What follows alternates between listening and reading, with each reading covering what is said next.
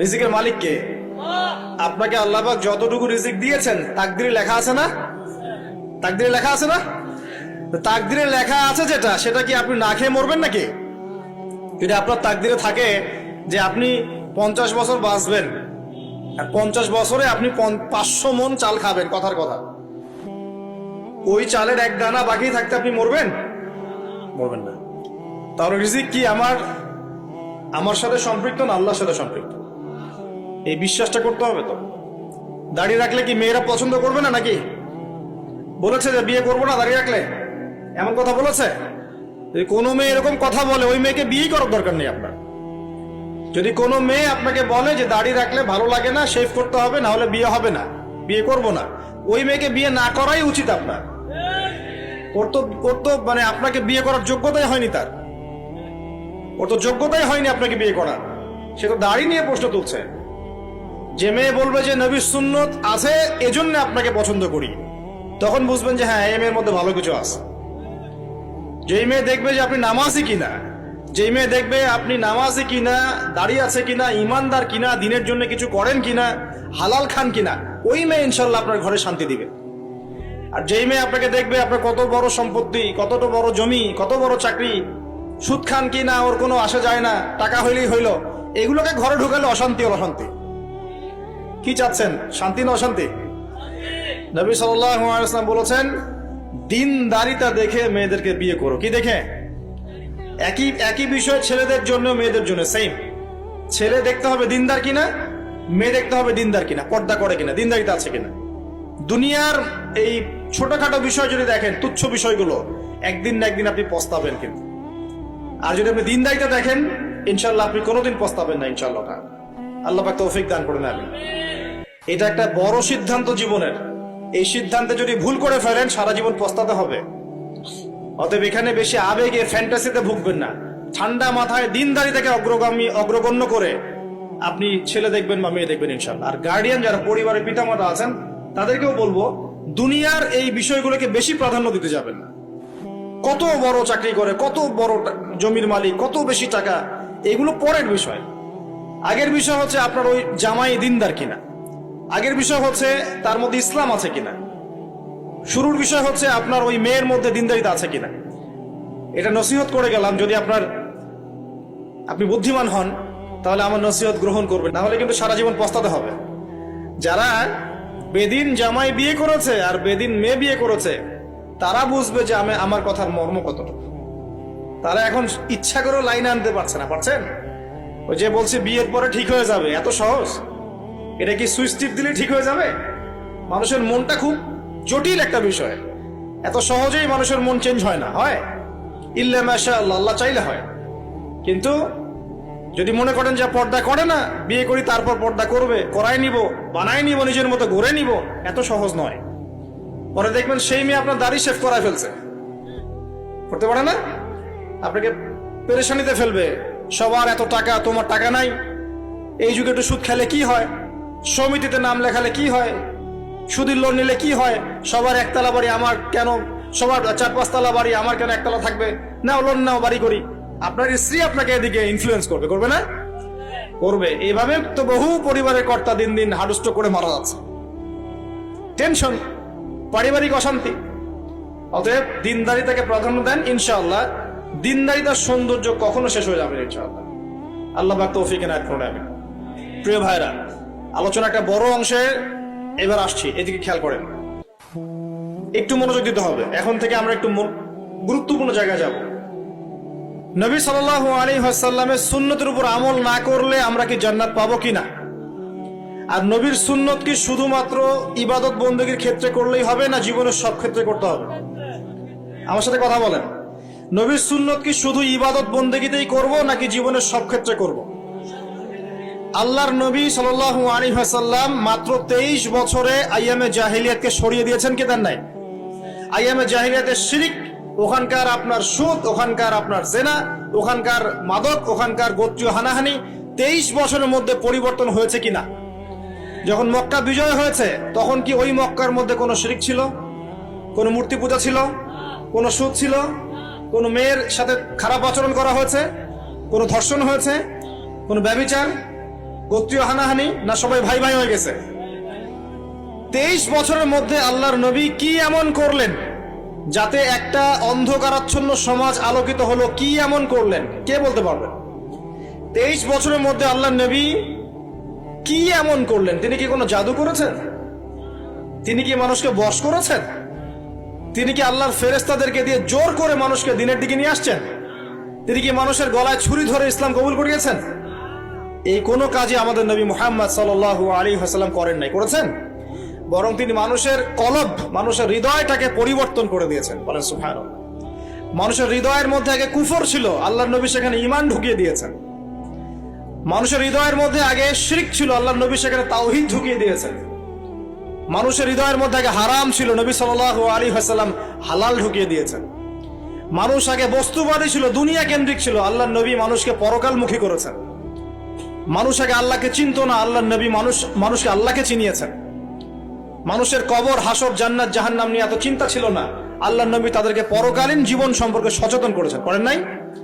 কিভাবে করেছেন? উত্তর, নবী সাল্লাল্লাহু আলাইহি ওয়াসাল্লাম দুইটা উৎস দিয়ে করেছেন। কয়টা উৎস ভাই?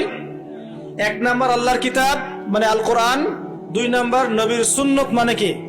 হাদিস। আমার সাথে কথা বলেন। 1 নাম্বার কি? আল্লাহর কিতাব মানে কি? আল কোরআন। 2 নাম্বার নবীর সুন্নত মানে হাদিস। এই কোরআন এবং হাদিসকে কেন্দ্র করে মাত্র 23 বছরে নবী সাল্লাল্লাহু আলাইহি ওয়াসাল্লাম পুরো জাহিলিয়াতের চিত্রই পাল্টে দিয়েছেন। পাল্টে দিয়েছেন কিনা? আচ্ছা, কিভাবে? উত্তর, নবীজি এবং সাহাবীরা সর্বপ্রথম তারা সবাই কোরআন তেলাওয়াত করা জানতেন। 1 নাম্বার, ঠিক আছে? তার মানে সমাজ পরিবর্তন করতে হলে আমাদের সবাইকে কোরআন তেলাওয়াত করা শিখতে হবে। 2, নবী এবং সাহাবীগণ সাল্লাল্লাহু আলাইহি ওয়াসাল্লাম কোরআন শুধু তেলাওয়াতই করতেন না, কোরআনের অনেক অংশ, প্রায় পুরো অংশই তাদের মুখস্থ ছিল না? তাহলে আমাদের কোরআন মুখস্থ করা লাগবে কিনা? পুরো অংশ না পারি, অল্প একটু করা লাগবে কিনা? অথবা এতটুকু না পারি, 1 পারা পারবো কিনা? 1 পারাও না পারি, নামাজের জন্য উপযুক্ত সূরাগুলো মুখস্থ করতে পারবো কিনা? পারবো না? সারা জীবনে কম পড়াশোনা করেছি? প্রচুর পড়াশোনা করেছেন, তাহলে কোরআনের ক্ষেত্রে কেন পিছিয়ে থাকবো? থাকা যাবে? যাবে না। ওই যে বারবার একটা কথা বলি, 15-20 বছর পড়াশোনা করে 15টা সূরা শিখছেন না। 15 বছর পড়াশোনা করে আপনি 15টা হাদিস শিখছেন না। শিখেছেন?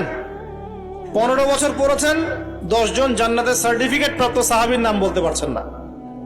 নবীজির 10 জন স্ত্রীর নাম বলতে পারছেন না, তার জীবনী বলতে পারছেন না, ঈমান ভঙ্গের কারণগুলো বলতে পারছেন না, কোনো কোনো ক্ষেত্রে ওযুর মাসআলাগুলোও বলতে পারছেন না, কোনটা ফরজ কোনটা সুন্নাত।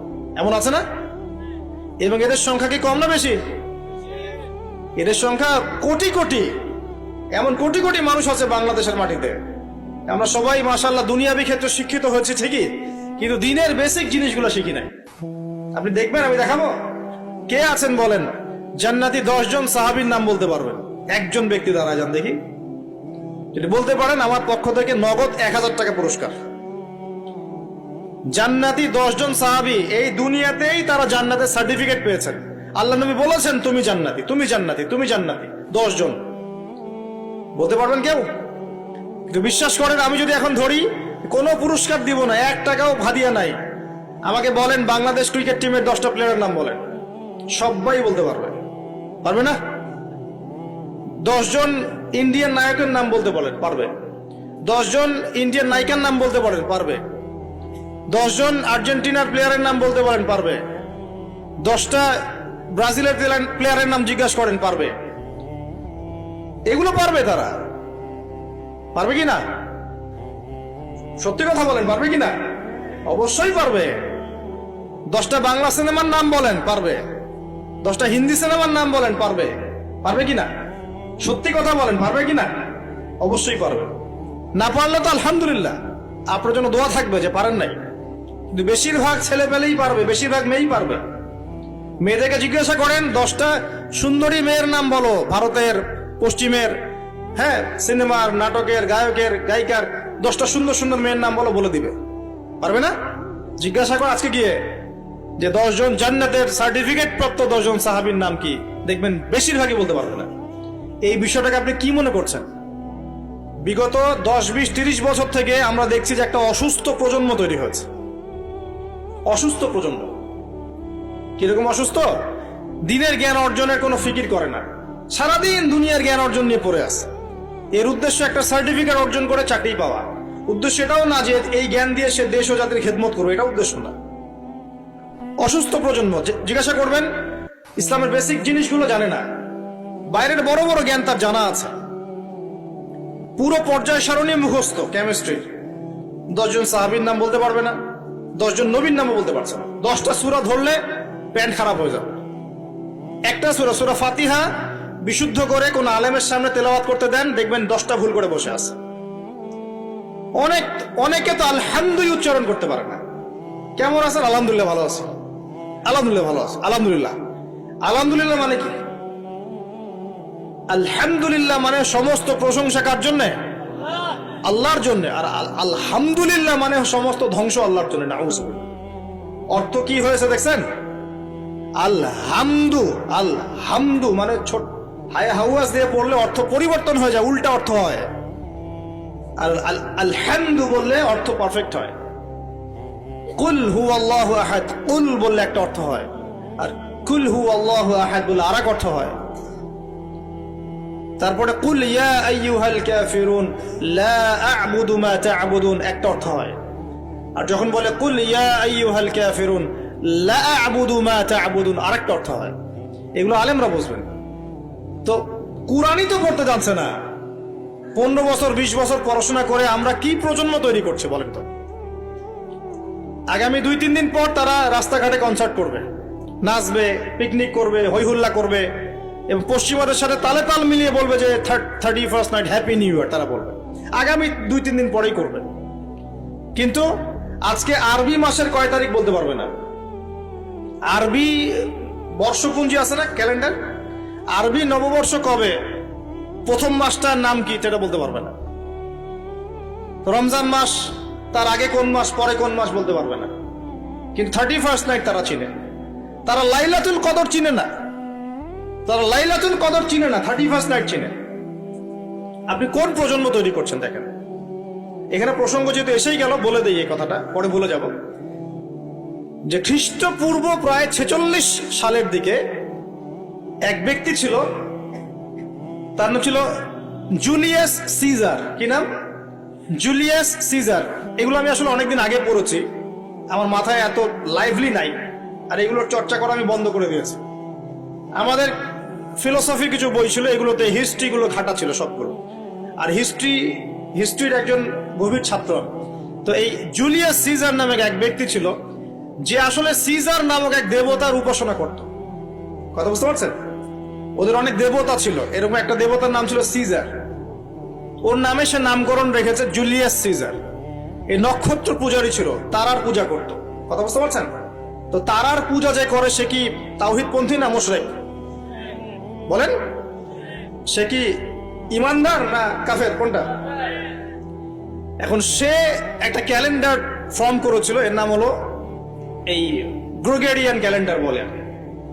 তো এখানে প্রথম বর্ষ যেটা, এই প্রথম বর্ষতে উৎসব পালন করা শুরু করেছে এই জুলিয়াস সিজার নামক এই ব্যক্তি প্রথম, এবং সে সমাজ এটা চালু করে দিয়েছে।